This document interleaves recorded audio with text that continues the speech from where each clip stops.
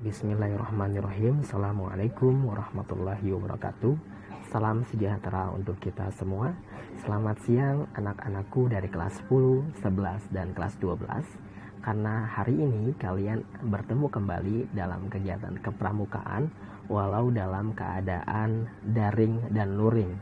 Nah, pada kegiatan kepramukaan kali ini saya akan menyampaikan materi. Nah, untuk materi kali ini kita akan membahas tentang gugus depan pramuka. Apa sih gugus depan pramuka itu? Nah, gugus depan pramuka dalam pengertian adalah suatu kesatuan organik terdepan dalam gerakan pramuka yang merupakan wadah untuk menghimpun anggota gerakan pramuka dalam penyelenggaraan kepramukaan serta sebagai wadah pembinaan bagi anggota muda dan anggota dewasa muda. Gudep berfungsi sebagai pangkalan bagi peserta didik gerakan pramuka. Yang paling banyak didapati adalah gugus depan yang berpangkalan di sekolah dan perguruan tinggi. Namun, gugus depan tidak harus didirikan di sekolah karena secara umum gugus depan dibentuk berdasarkan wilayah atau biasa disebut gudep wilayah. Gudep wilayah bertempat di lembaga pendidikan, kelurahan, desa, wilayah, RW, instansi pemerintah dan swasta, dan perwakilan RI di luar negeri. Jadi gudep ini adalah sebagai identitas kalian sebagai anggota pramuka di sekolah. Tentu kalau dalam wilayah kalian pasti kalian akan mendapatkan nomor gudep juga, tetapi karena ini di lingkungan sekolah, kalian akan mendapatkan nomor gudep yang berada di lingkungan sekolah. Kita lanjut. Nah,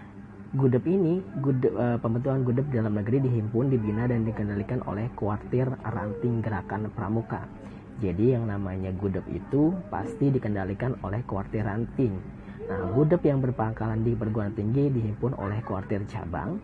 Kalau di luar negeri itu namanya kuartir nasional. Nah, sebagai tanda pengenal agar kalian dikenal sebagai anggota pramuka yang aktif, nah kalian pasti ada nomor gudep nih. Nomor gudep yang harus kalian ingat, kalau untuk putra itu pasti menggunakan nomor ganjil. Kalau gudep putri itu pasti menggunakan nomor genap. Nah, pemberian nomor gudep ini diatur oleh kuartir cabang. Kecuali untuk gudep luar negeri dilakukan langsung oleh kuartir nasional.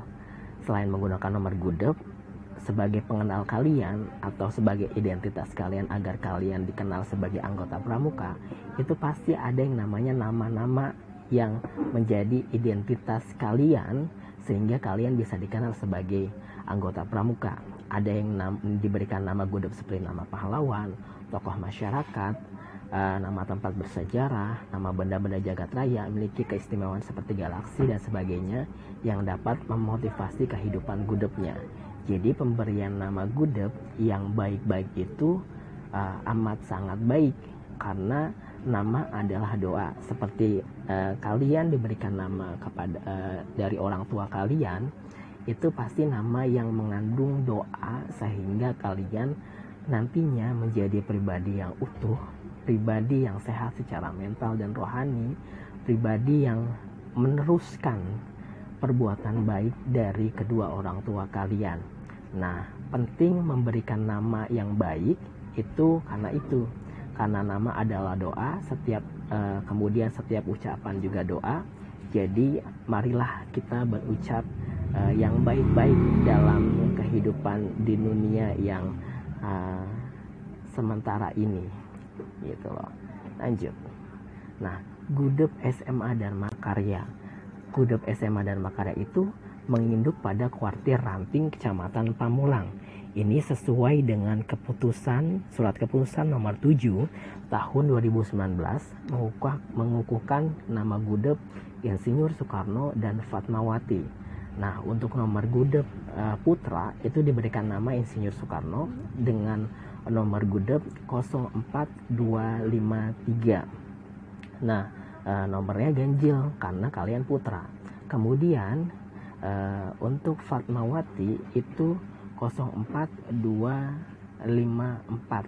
Nomor gudepnya nomor gudep genap 254. Nah, masa baktinya 2019 sampai 2022. Nah, nama gudep ini akan berakhir di tahun 2022 gitu loh. Nah, pengukuhannya itu di tahun 2019 sesuai dengan keputusan nomor 7 tahun 2019. Nama gudeg untuk SMA Dharma Karya adalah Insinyur Soekarno dan Fatmawati. Kalian harus ingat itu ya. Selanjutnya, nah saya akan menjelaskan kenapa sih kita itu harus memilih nama gudeg Insinyur Soekarno dan Ibu Fatmawati. Nah, menurut sejarahnya Insinyur Soekarno dan Ibu Fatmawati itu dua orang tokoh yang sama-sama bisa dikenal familiar di kalangan masyarakat atau di kalangan lingkungan negara itu sebagai orang-orang yang mempunyai tugas yang sangat bagus untuk mengupayakan kemerdekaan Indonesia. Nah, hari ini saya akan menjelaskan tentang pertama kali adalah tentang Soekarno. Nah, Insinyur Soekarno itu biasa dipanggil Bung Karno, lahir di Surabaya 6 Juni 1901 dan meninggal di Jakarta 21 Juni 1970. Beliau merupakan presiden pertama RI yang menjabat pada periode 1945 sampai 1967. Beliau merupakan seorang tokoh perjuangan yang memiliki peran penting dalam memerdekakan bangsa Indonesia dari penjajahan Belanda. Beliau dan Muhammad Hatta merupakan duit tunggal proklamator kemerdekaan Indonesia. Bung Karno merupakan pencetus konsep Pancasila yang menjadi dasar negara Republik Indonesia. Tentu kita telah mengenal bahwa Soekarno itu adalah orang yang luar biasa yang mampu mengupayakan kemerdekaan Indonesia, tentu dengan bantuan dari pihak-pihak lain. Nah, dengan sahabatnya adalah Muhammad Hatta gitu loh. Jadi selanjutnya adalah ini kita menceritakan tentang masa kecil Bung Karno itu seperti apa sih. Menurut harian Kompas 1 Juni tahun 2001 memberitakan pengalaman traumatis terjadi di masa 5 tahun pertamanya. Ia pernah menderita penyakit berturut-turut seperti tifus, disentri, dan malaria yang berujung pada pergantian namanya dari Kusno menjadi Karno. Penggantian nama Kusno menjadi Karno pun memberi satu mitos lagi dalam diri Soekarno kecil tentang dirinya sebagai calon pejuang dan pahlawan bangsanya. Karno merupakan nama seorang tokoh pewayangan putra Kunti yang berpihak pada Kurawa demi balas budi dan kewajiban membela negara yang menghidupinya. Masa kecil Soekarno juga banyak dilalui dalam kemelaratan sehingga tak dapat menikmati benda-benda yang diidamkannya. Selain itu, di lingkungan sekolah ia harus berhadapan dengan anak-anak Belanda yang sudah terbiasa memandang lemah pribumi. Nah, apa sih yang bisa digali atau yang bisa dilihat dari penggantian nama Kusno dan Karno? Tentu nama Kusno dan Karno ada alasan yang melatar belakangi sehingga orang tua mengganti namanya. Nah, yang sudah dijelaskan saya di awal tadi adalah nama adalah doa. Jadi ketika dinamakan Kusno itu mendapatkan penderitaan penyakit yang berturut-turut, akhirnya orang tua itu berpikiran bahwa dia itu harus mengganti namanya nih, agar anaknya apa sih? Agar anaknya bisa mendapatkan masa depan yang cerah sesuai dengan nama yang diberikan oleh orang tuanya. Akhirnya digantilah nama Karno. Nah, nama Karno ini adalah yang sudah dijelaskan tadi adalah Karno adalah orang yang berjasa nih, orang yang memiliki wibawa sehingga dia bisa membela negaranya. Nah, tentu pada akhirnya memang benar ketika beliau sudah menjalankan separuh hidupnya, Soekarno itu berhasil menjadi orang yang penting, orang yang berhasil membawa negara ini menuju kemerdekaan Indonesia, gitulah. Lanjut. Nah, menurut keyakinan sang ibu dari Soekarno nih, meski dengan keterbatasan itu, ibunya Ida Nyoman Rai meyakini bahwa anaknya akan menjadi orang mulia dan pemimpin rakyat. Nah, ucapan ibunya itu terlontar saat Soekarno baru berumur beberapa tahun. Dia terbangun bersama ibunya sesaat sebelum matahari terbit. Konon, ibunya segera memandang arah timur seraya menunggu matahari terbit. Sambil memeluk Soekarno, ibunya berbisik, "Kelak engkau akan menjadi orang yang mulia. Engkau akan menjadi pemimpin dan rakyat kita, karena ibu melahirkanmu jam 5:30 pagi di saat fajar mulai menyising," kata ibu Soekarno seperti itu. Kita orang Jawa punya suatu kepercayaan bahwa orang yang dilahirkan di saat matahari terbit, nasibnya telah ditakdirkan terlebih dahulu. Jangan lupakan itu. Jangan sekali-sekali kau lupakan bahwa engkau ini putra dari sang fajar. Ucapan itu benar. Kelak Soekarno memimpin rakyat Indonesia dalam memproklamirkan kemerdekaan dan dikenang sepanjang masa.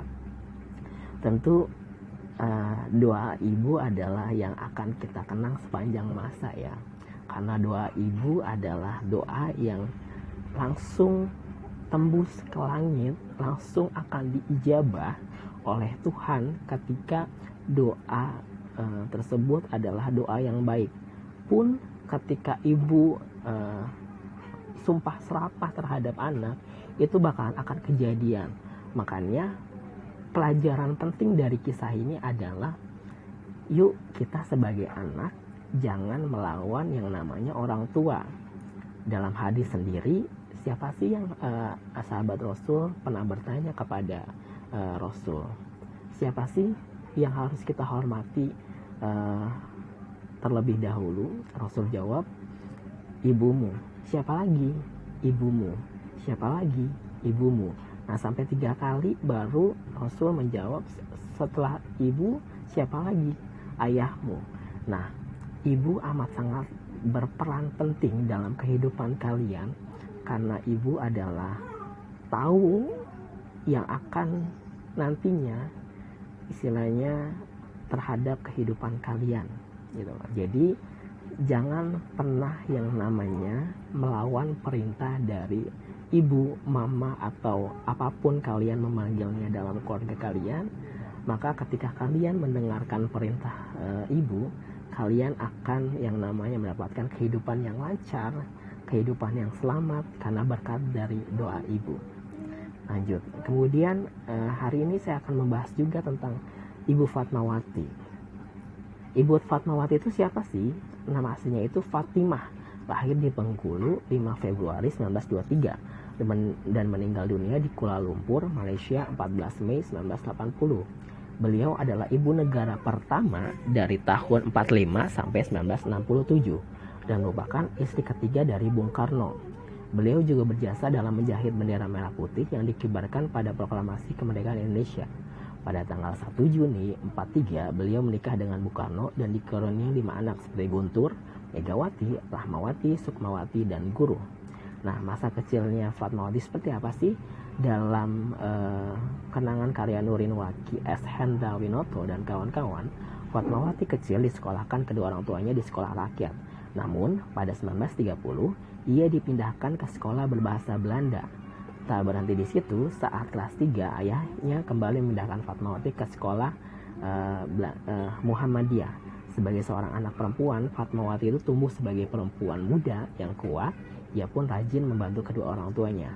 Tak lama setelah pindah sekolah, orang tua Fatmawati mengalami kesulitan ekonomi. Ia pun terpaksa harus membantu kedua orang tuanya untuk menjajakan kacang bawang buatan ibunya. Keluarga Hasanuddin memutuskan untuk pindah dan mengadu nasib di Palembang dengan membuka usaha percetakan. Fatmawati dan keluarganya kemudian menetap di Palembang hingga ia akhirnya bertemu dengan Soekarno. Saat masih berusia 4 tahun, seorang ahli nujum terkenal dari India membacakan surat tantangan dari Hasanuddin. Nah, ahli tersebut mengatakan seperti apa sih? Mengatakan bahwa kelak anak perempuannya akan mendapat pasangan seorang yang memiliki kedudukan tertinggi di Indonesia. Meski tidak begitu saja mempercayai ahli nujum, ternyata hidup mempertemukan Fatmawati dengan Insinyur Soekarno, sosok pria yang kemudian menjadi presiden pertama Indonesia, seorang dengan kedudukan tertinggi di negeri di kala itu. Pertemuan antara Fatmawati dan Soekarno menjadi berkat ayahnya kala itu. Fatmawati kecil diajak oleh ayahnya untuk bertemu dengan tokoh penting negara yang sedang diasingkan di Bengkulu. Ia adalah Insinyur Soekarno. Kabarnya, kesan pertama Fatmawati terhadap Soekarno adalah ia tidak sombong, matanya berbinar, berbadan tegap, dan tawanya lebar. Nah, kenapa kita memberikan nama Soekarno dan Fatmawati? Ini adalah sebagai ucapan doa saya agar kalian menjadi pribadi yang bermanfaat nantinya seperti Insinyur Soekarno dan Fatmawati. Tentu kita sudah membaca tadi biografinya tentang Insinyur Soekarno dan Fatmawati. Mudah-mudahan kalian menjadi pribadi yang tangguh, tidak harus menjadi seperti Soekarno dan Fatmawati, tapi kalian hendaknya setiap harinya selalu melakukan hal-hal yang baik sesuai dengan versi terbaik kalian, karena sebaik-baik manusia adalah yang bermanfaat untuk orang lain gitu loh. Karena manusia yang tidak bermanfaat bagi orang lain hanyalah manusia yang diberikan ruh tetapi hanya sia-sia berjalan di muka bumi ini. Tentu kalian tidak mau kan menjadi pribadi seperti itu. Nah, mudah-mudahan kalian bisa mengilhami materi hari ini, kalian bisa mendapatkan sedikit pengetahuan, dan ini menjadi penguatan bagi kalian bahwa kalian ini hidup ini untuk apa sih? Apakah hidup untuk diri sendiri atau untuk yang namanya bermanfaat nih untuk orang lain? Maka pesan saya adalah jadilah versi terbaik dari dirimu di setiap harinya sampai kalian menghembuskan nafas terakhir kalian. Oke, untuk materi hari ini cukup sekian, saya akhiri. Nah, untuk terakhir kalian bisa tinggalkan komentar terbaik kalian di kolom komentar di psikologi ini, dan ini akan menjadi nilai kalian, nilai kepramukaan kalian untuk hari ini. Terima kasih. Kita bertemu lagi di minggu depan dengan materi yang baru lagi yang akan disampaikan oleh Bu Ambar. Oke, wassalamualaikum warahmatullahi wabarakatuh.